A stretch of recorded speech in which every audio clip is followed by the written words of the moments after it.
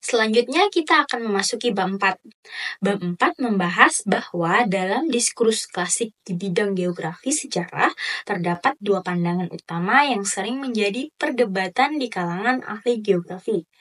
Pandangan pertama menyatakan bahwa lingkungan geografis menentukan jalannya sejarah. Sementara pandangan kedua menyatakan bahwa lingkungan geografis hanya menyediakan pilihan bagi manusia dalam menciptakan peristiwa sejarah. Pendukung pandangan determinisme pendapat bahwa alam dengan segala perubahannya sangat mempengaruhi proses sejarah manusia di suatu wilayah.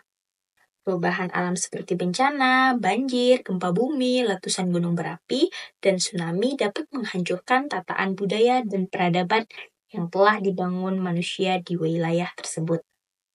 Contohnya, bencana alam seperti tanah longsor bisa menghancurkan infrastruktur dan menyebabkan hilangnya populasi yang menunjukkan bagaimana kehidupan manusia sangat bergantung pada kondisi geografis di sekitarnya. Pada intinya, determinisme menyatakan bahwa alam memiliki peran sentral dalam menentukan arah perkembangan sejarah manusia.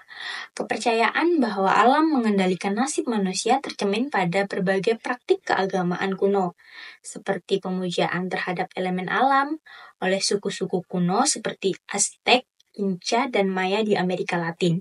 Masyarakat ini percaya bahwa alam memiliki kekuatan yang harus dihormati, bahkan melalui pengorbanan manusia sebagai persembahan kepada dewa-dewa alam.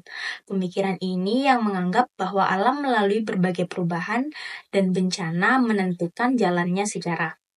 Dikenal sebagai determinisme geografis. Salah satu tokoh terkenal yang menganut paham determinisme ini adalah Carl Ritter. 1909 dalam karyanya The Reverse Ritter membagi dua berdasarkan morfologi wilayah dan menganggap bumi sebagai rumah bagi manusia yang dipengaruhi oleh geografi regionalnya. Pemikiran Ritter sangat selaras dengan pandangan Alexander von Humboldt.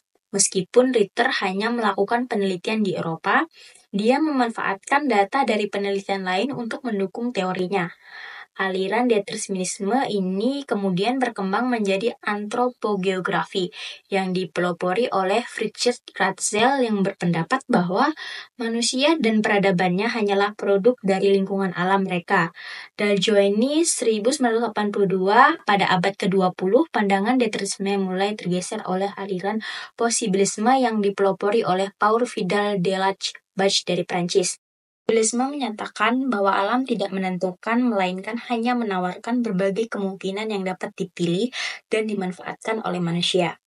Dengan kemajuan teknologi, manusia dapat menggunakan sumber daya alam sesuai dengan kebutuhannya dan tidak harus tunduk sepenuhnya pada kekuatan alam.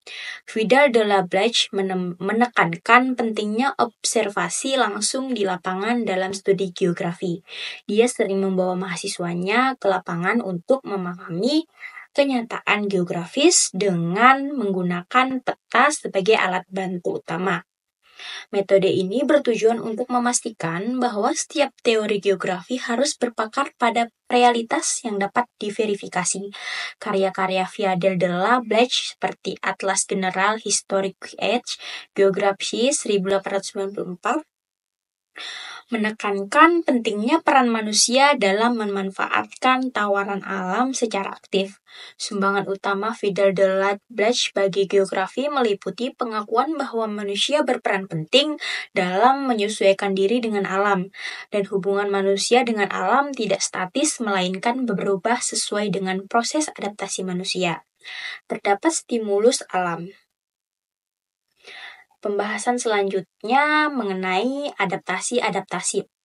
Adaptasi adalah konsep kunci dalam memahami hubungan antara manusia dan lingkungan alam. Konteks sejarah dan geografi. Proses adaptasi melibatkan upaya manusia untuk menyesuaikan diri dengan perubahan lingkungan, baik secara geologis maupun budaya. Adaptasi ini dapat melibatkan seleksi genetik, perubahan fisik, proses pembelajaran, dan modifikasi budaya. Roy Allen mengelompokkan adaptasi menjadi 4 jenis, yaitu adaptasi melalui seleksi genetik, modifikasi fisik pada individu, proses pembelajaran, dan adaptasi kultural. Adaptasi bukanlah proses yang statis, tetapi bersifat dinamis karena baik manusia maupun lingkungan terus berubah. Manusia selalu berpengaruh oleh lingkungan alam dalam setiap aspek kehidupannya. Meskipun ada yang berpendapat bahwa alam menentukan karakter dan perilaku manusia, pandangan yang lebih modern mengikuti bahwa alam hanya menawarkan berbagai pilihan yang dapat dimanfaatkan oleh manusia melalui kemampuan teknologinya.